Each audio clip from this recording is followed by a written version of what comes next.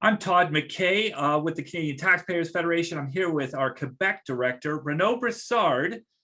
And Renaud just got back from Tampa Bay, Florida, but he was not on vacation. Let me be very clear about that. We were working him down there like a rented mule. And here's the proof. We got proof here. Renaud was on Fox News. Here's a clip from Renaud talking to Fox in Tampa Bay.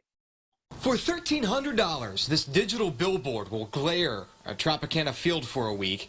It's well worth the money to a group of Canadians who are trying to save taxpayers a lot more money by sending a message. If the Rays want to come and play in Montreal, they're more than welcome to do so. We'll give them a warm Canadian welcome. But they cannot treat our wallets like an open bar. If they want to have a new stadium, they better pay for it themselves. Dear Rays, Montreal won't pay for your new stadium. Sincerely, taxpayers. When the team's lease is up at Tropicana Field in 2027, the team's been wanting to split the season between somewhere in the Tampa Bay area and Montreal. The Canadian Taxpayers Federation paid for the billboard. They're a nonprofit group fighting for lower taxes and less government waste. We wanted to send a message directly to the owners of the Tampa Bay Rays saying that if they're counting on taxpayer support to build their stadium in Montreal, they're not going to get it. And that was not the only clip. Renaud was talking to just about everybody with a microphone in Tampa Bay, Florida, chatted with a bunch of networks, newspapers, all that kind of stuff. And he was standing there in front of the palm trees talking to just about everybody in Montreal, too. I don't know. I haven't counted it all up, but it was just about everybody. So, Renaud, thank you for chatting with us, squeezing us in between all of your international media hits everywhere. But what was that like, man? What was it like talking to every reporter under the sun in Tampa? Oh, it was really great. And look, yeah, you did work me like a rented mule, although I will hide those photos of me with a margarita. But it was absolutely great. The reason we were there was to send a very clear message to Tampa Bay Rays. Right now, there's a proposal being discussed to have the team be split, spending half the time playing in the Tampa Bay area, half the time playing in Montreal. And somehow the owners got this idea that both places are going to give them a new stadium, courtesy of all of us taxpayers.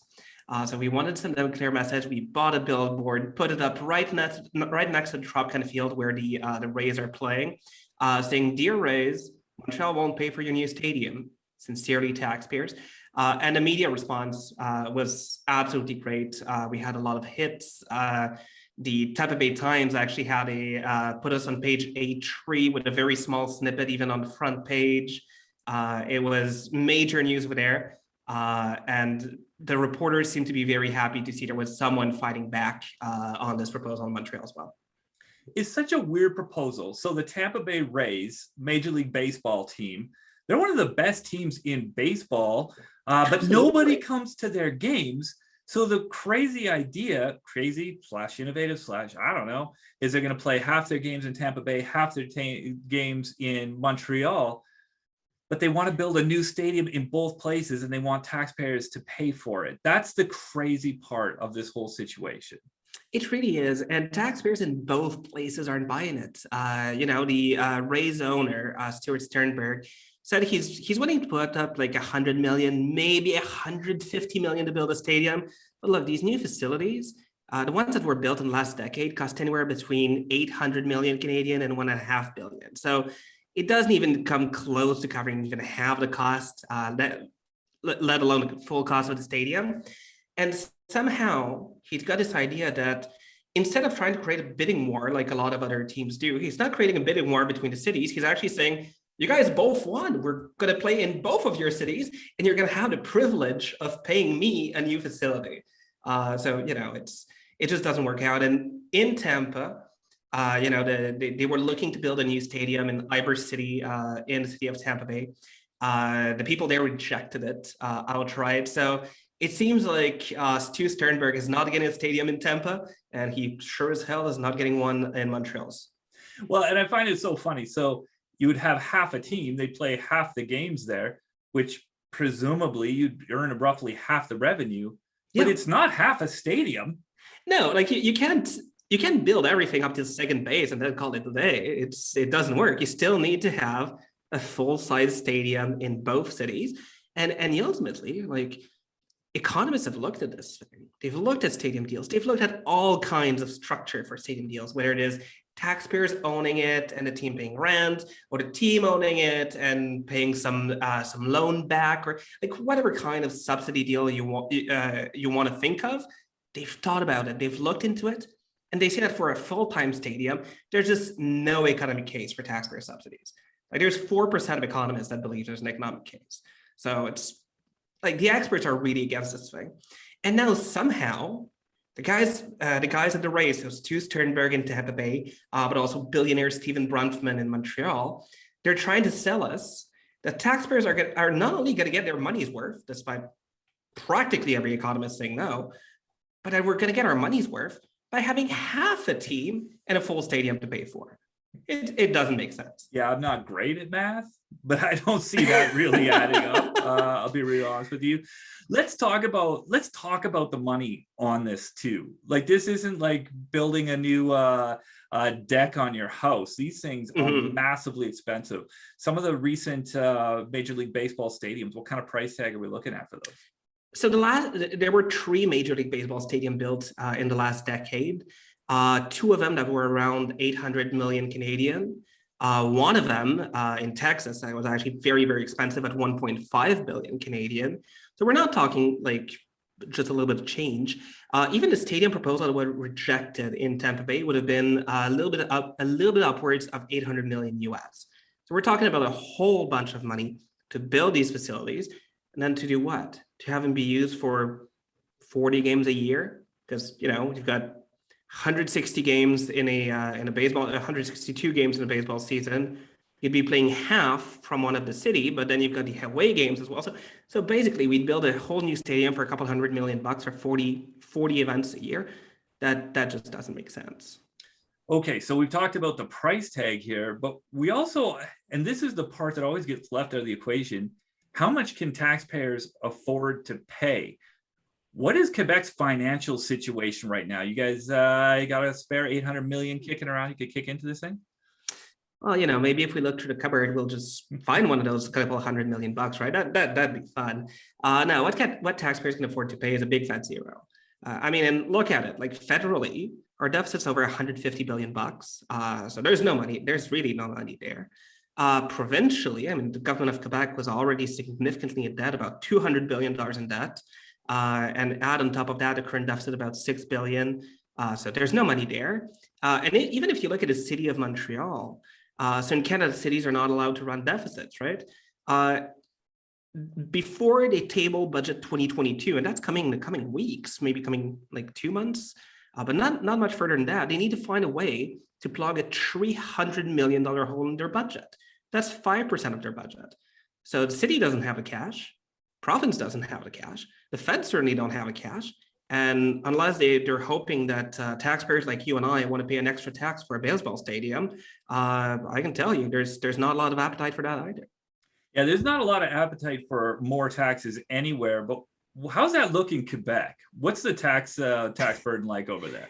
So every year, actually, this is one of the reports I love the most every single year. The University of Sherbrooke in Quebec has chair in public finance research. I know it sounds really dry, but they put out this report every single year that compares the amount of money in the economy that gets taxed in all Canadian provinces, but also in a lot of G20 countries.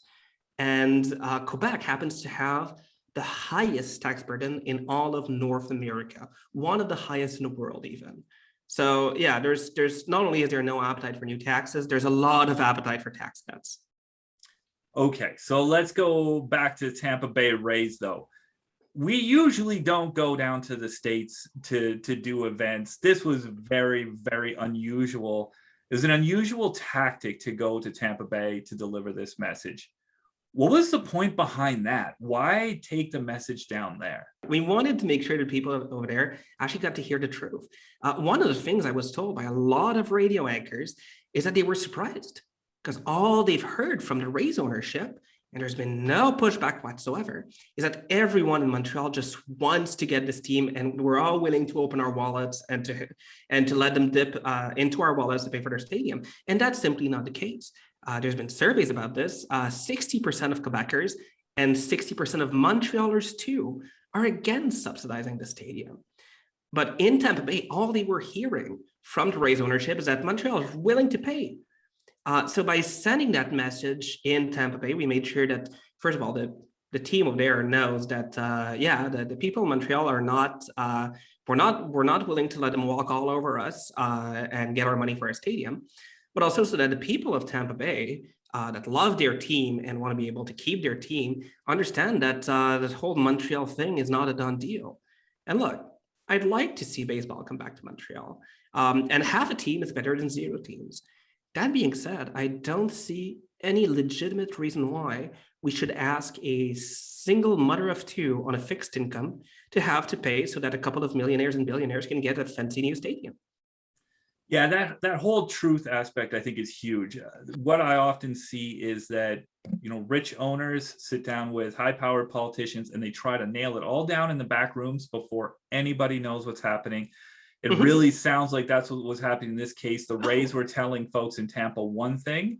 The reality was a very different thing. You filled them in on that reality, and that can save taxpayers a truckload of money. Oh, absolutely. And even in Montreal, it's roughly the same thing. I mean, they're negotiating with our Ministry of the Economy. This is the same guy that spent $30 million on a blimp project and is looking to put more money in it. And this guy is saying, look, you don't have all the facts about the project. Let's wait until they give you all the facts about the project before you say anything. And right now, he's negotiating between closed doors with billionaire Stephen Bronfman, with all of those wealthy investors, to try to see how he can give them a couple $100 million. And there's so much secrecy behind the process. We don't even know how much Bronfman is asking for. We don't even know what kind of structure they want. All we know is that he's asking for money, and that economists have looked at all these types of stadium subsidy deals, and they're adamant that none of them are beneficial for taxpayers. So it's better to oppose it now rather than wait until we have our economy minister say how much he's willing to give, right? All right. Thank you so much, Renaud. Thanks for putting this message out in Montreal. Thanks for taking it to Tampa as well. Good work on it.